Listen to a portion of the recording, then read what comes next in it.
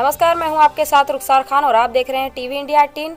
आइए रुक करते हैं आज की कुछ खास खबरों की ओर। संवैधानिक क्रांति सामाजिक संगठन की राष्ट्रीय अध्यक्ष ममता शिवा एवं अमरीश चौटाला द्वारा जिला सहारनपुर से बहुजन जन जागृति यात्रा को प्रारंभ कर पूरे प्रदेश के 28 जिलों से होते हुए तथा हरियाणा के 2 जिलों की संपूर्ण यात्रा करने के बाद आज 45 दिनों की यात्रा के बाद आज वापस जनपद सहारनपुर में आए तथा उनका स्वागत संत शिरोमणि रविदास छात्रावास देहरादून रोड के छात्रों ने धूमधाम से उनका स्वागत किया गया, जिस पर राष्ट्रीय अध्यक्ष ममता शिवा ने बताया कि हमने 28 जुलाई को बहुजन जन जागृति यात्रा को जनपद सहारनपुर से प्रारंभ किया था।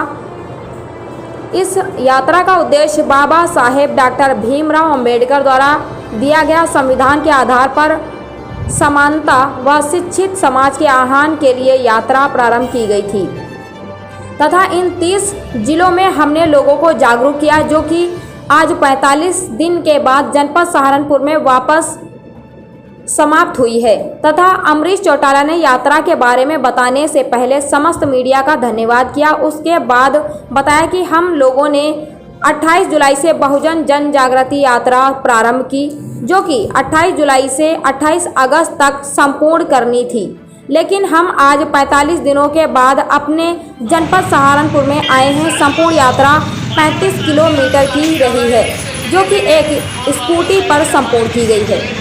सहारनपुर से ब्यूरो चीफ हैदर अंसारी की रिपोर्ट।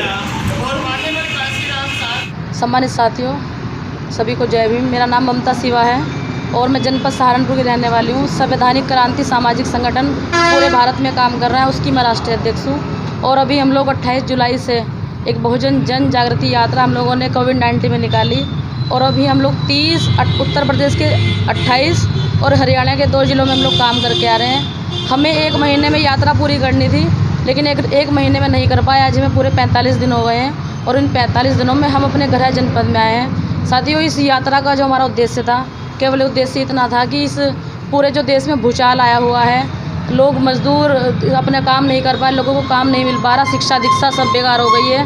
और जो डॉक्टर अम्बेडकर का जो लिखा हुआ संविधान है, उसको वर्तमान में जो सरकार है उसको मिटाने पे लगी हुई है। हमारा जनता को एक संदेश था कि संविधान में तमाम अधिकार सबको मिले हैं, सबको मिलते रहें, भारत में समानता रहे, बंधुत्व रहे, भाईचारा रहे और सभी को एक समान रह करके हम इस देश में।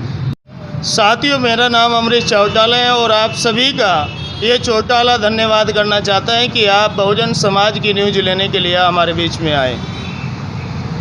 यहाँ जो हुआ है कार्यक्रम, उसके बारे में थोड़ा सा। साथियों, संवैधानिक क्रांति के तत्वावधान में 28 जुलाई से 28 अगस्त की एक बहुजन जन जागृति यात्रा हम लोगों ने रखी थी और हम लोग आज 3500 किलोमीटर दूर चलकर स्कूटी से आए और लगभग भारत के उत्तर प्रदेश के 28 जिलों में हमने यात्रा की, जिसका एक ही संदेश था। हमारे मसीहा बाबा साहेब डॉक्टर BR अम्बेडकर चाहते थे कि इस देश को बौद्धमय भारत बनाया जाए और हमारे लास्ट महापुरुष मान्यवर कांशीराम साहब चाहते थे कि ये देश अशोक सम्राट का भारत बने। अगर हमारी यात्रा हुई, यात्रा का एक ही मकसद था कि हम इस देश को फिर दोबारा से सोने की चिड़िया बनाना चाहते हैं। हम भारत देश को दोबारा फिर विश्व गुरु महादेश बनाना चाहते हैं। हम भारत को अशोक सम्राट का भारत बनाना चाहते हैं, जिस भारत में जाति व्यवस्था, वर्ण व्यवस्था कोई मायने नहीं रखती थी।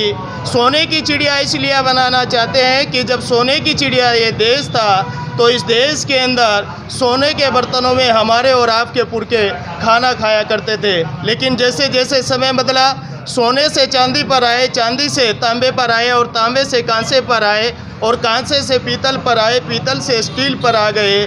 और आज का अगर हम दौर देखते हैं तो आज मेरा समाज, मेरा भारत डिस्पोजल पर आकर टिक गया।